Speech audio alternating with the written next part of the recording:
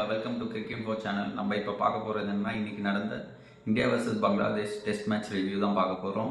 S, so அதுக்கு முன்னாடி நான் ஒன்று ஷேர் பண்ண விரும்புகிறேன் கைஸ். என்னோட சென்னை சேப்பாக் எக்ஸ்பீரியன்ஸ் ஆக்சுவலாக ஷேர் பண்ணணும்னு நினைக்கிறேன்.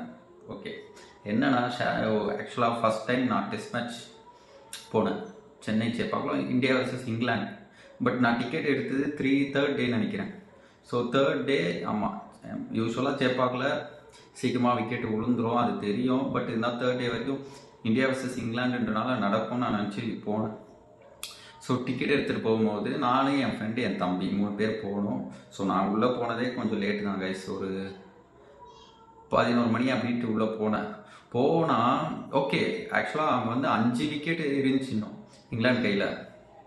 என்ன பண்ணாங்கன்னா 5 விக்கெட் இருந்துச்சு, மோயின் அலி ஆடினான்னு நினைக்கிறேன்.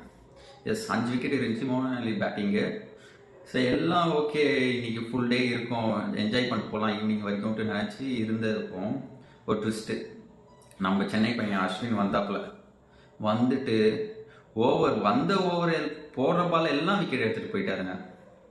வந்தார், 4 விக்கெட் கிட்டே எடுத்துகிட்டு முடிச்சிட்டாரு மேட்சை. அதே மாதிரி மோயின் அலி மட்டும் 5 6 கிட்ட அடித்தார்.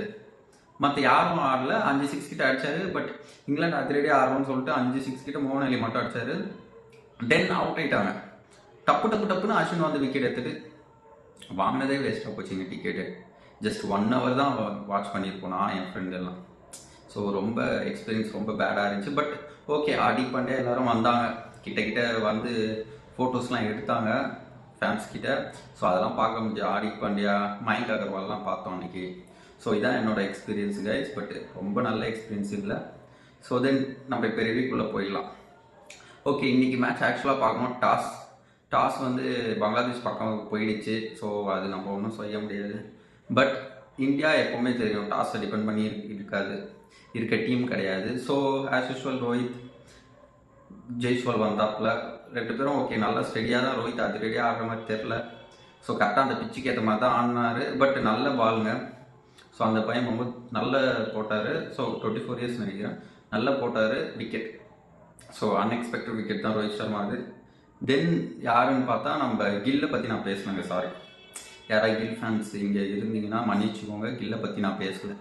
பிகாஸ் ஏன்னு சொல்கிறேன்னா, இவன் டிசர்வ் கிடையாதுங்க. சீரியஸாக சொல்கிறேன், T20 பிளேஸ்லேயும் டெஸ்ட் இதுலேயும் டிசர்வ் கிடையாது. ஓகே, இன் ஃபியூச்சர் நல்லா ஆடலாம், நல்ல கேப்பபிலிட்டி இருக்குது, ஓகே, எல்லாம் ஓகே. பட் இந்த டைம் அட் ப்ரெசன்ட் டிசர்வாக கேட்டால் எனக்கு தெரிஞ்சு கில் டிசர்வ் கிடையாது. ஸோ அவரை பற்றி நான் பேச விரும்பல.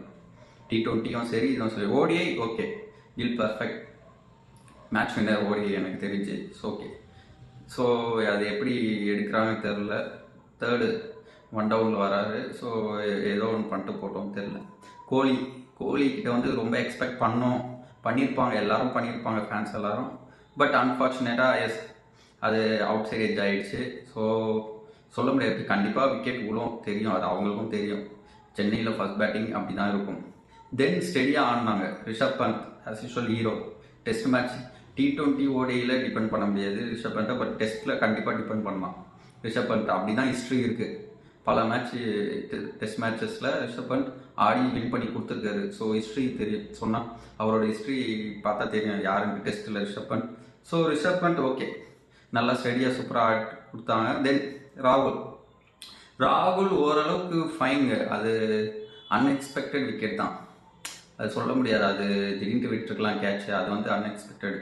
ராகுலும் எதிர்பார்த்துருக்க மாட்டார். ஸோ ராகுல் விக்கெட் ஓகே, ஃபைன். தென் பார்க்க போனால் யார், ஜடேஜா. ஜடேஜா வந்தாப்புல சென்னை பிச் அவருக்கு நல்லா தெரிஞ்சிருக்கும், ஆடின பிச். ஸோ ஜடேஜா, தென் அஸ்வின், இவங்க 2 பேரும் நல்லா ஆடின மெயின் ரீசன் பிச் ரீடிங். அவங்களுக்கு 2 பேருக்குமே அந்த பிச்சில் நிறைய எக்ஸ்பீரியன்ஸ் இருக்குது. ஜடேஜாவுக்கு T20யில் இருக்குது, அவரோட ஹோம் கிரவுண்ட் இது. அண்டு அஸ்வினுக்கு உண்மையாலே ஹோம் கிரவுண்ட் அது. ஜடேஜாவுக்கு IPL தானே, அஸ்வினுக்கு இது home ground, home town. So Ashwin brilliant not சொல்லியே ஆகணும். அதுவும் ரிட்டையர் ஆகிற இதுன்னு நினைக்கிறேங்க அவர். மேபி இன்னும் 2025 WTCயில் இவரை பார்க்குறாங்களா தெரியல. எனக்கு தெரிஞ்சு பார்க்க வாய்ப்பு இல்லை.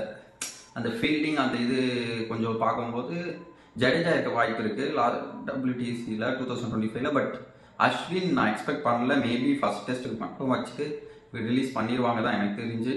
செகண்ட் டெஸ்ட்டில் ஆட வாய்ப்பு இருக்கா தெரில, சொல்ல முடியாது. பட் எனக்கு தெரிஞ்சு சென்னை பிச்சுக்காண்டி அஸ்வின் எடுத்துருக்கலாம். மேபி குல்தீப் குல்தீப் வெளியே வெயிட் பண்ணிக்கிறார். ஸோ குல்தீப் உள்ள வரணும்னா எனக்கு தெரிஞ்சு அஸ்வின் உட்காரணும். ஸோ மேபி பிச்சுக்காண்டி பார்த்துருக்கலாம். ஸோ பட் அஸ்வின் கொடுத்த ஆப்பர்ச்சுனிட்டியை 100 அடிச்சார். செகண்ட் டெஸ்ட்டில் எப்படின்னு சொல்ல முடியாது. மேபி அதனாலே இப்போ 100 அடித்தனாலே அவர் ட்ராப் பண்ணணுமா முடியாமல் போயிடும். ஸோ லெட்ஸ் எப்படின்ட்டு. But well played Ashwin. Then அவ்வளோதான் இன்னைக்கான இதுதான். நாளைக்கு ஹோப். நாளைக்கு மேபி யாரும் ஜடேஜா 100 அடிக்கிறது கஷ்டம்தான். ஏன்னா 40 ரன்ஸ் இருக்கு. இன்னும் அதான் மார்னிங் பிச்சு வந்து ஆடணும், சொல்ல முடியாது. கஷ்டம், ரொம்ப கஷ்டம். ஸ்விங் அதிகமாக இருக்கும். லெட்ஸி அதை கடந்து லக் இருந்தால் 100 அடிக்க வாய்ப்பு இருக்குது ஜடேஜா நாளைக்கு. ஸோ சிம்பிளாக சொல்ல போனால் ஒன்றும் இல்லை கைஸ், இந்தியா வின் பண்ணிடும்.